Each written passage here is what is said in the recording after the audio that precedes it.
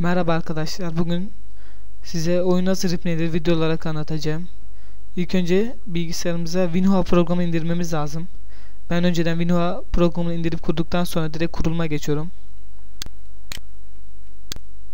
Hangi oyunu repleyeceksek o oyunu açıyoruz. Ben bugün Euro 2008 oyununu repleyeceğim. Sarı renkte olan dosyalarımızı alacele ve data klasörünü yani ikisini aynı seçiyoruz ve WinUA auto arşiv ediyoruz. OK deyip devam ediyoruz.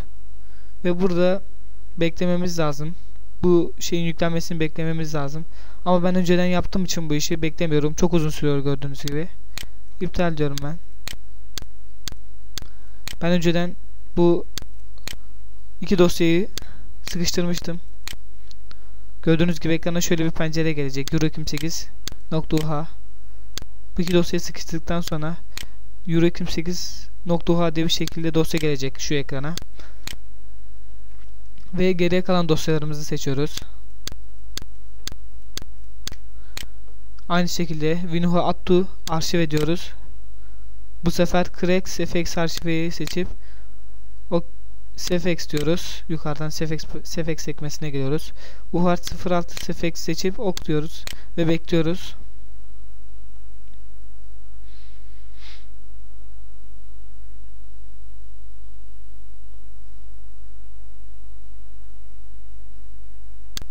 Gördüğünüz gibi şöyle bir exe geliyor ekrana. Bu egzeyi ben önceden yaptığım için gördüğünüz gibi aynı exe. Ve bu işlemi yaptıktan sonra bu kalan dosyaları siliyoruz arkadaşlar. Siliyoruz bunları.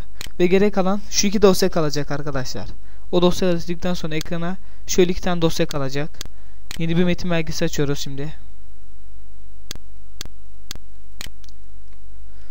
Bu yazacağım kodlar çok önemli arkadaşlar. Lütfen buraya dikkat edelim. Et harfi yaptıktan sonra echo boşluk off yapıyoruz. cls enter ve oyunumuzun egzesini yazıyoruz. Euro 28.exe.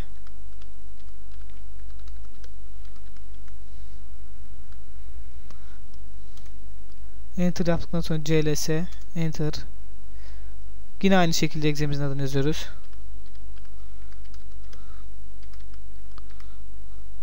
Bu sefer boşluk bırakıp x boşluk eksi o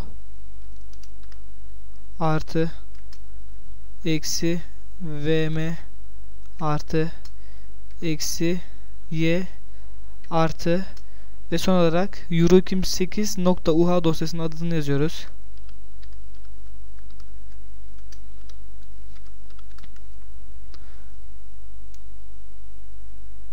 Enter diyoruz.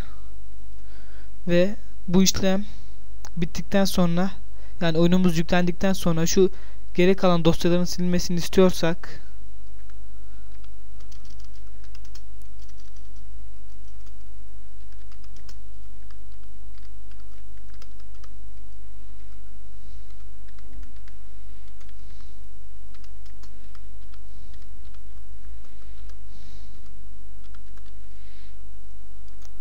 ve cls diyoruz.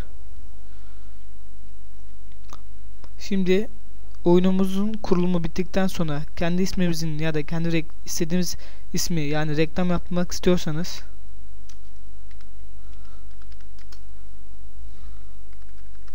örneğin hazırlayan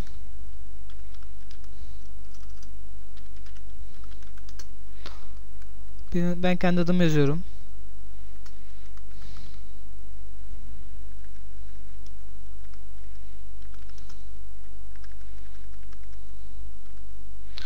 Oyun başarıyla yüklenmiştir diyorum ben.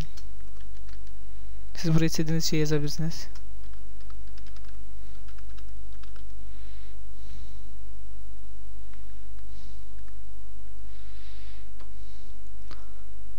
Ve son olarak pause yani dur komutunu veriyoruz. Dosyaya farklı kaydet.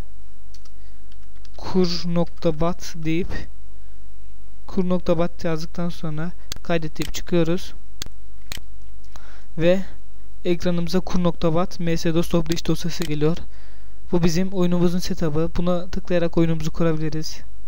Ve gördüğünüz gibi oyunumuz 607 MB.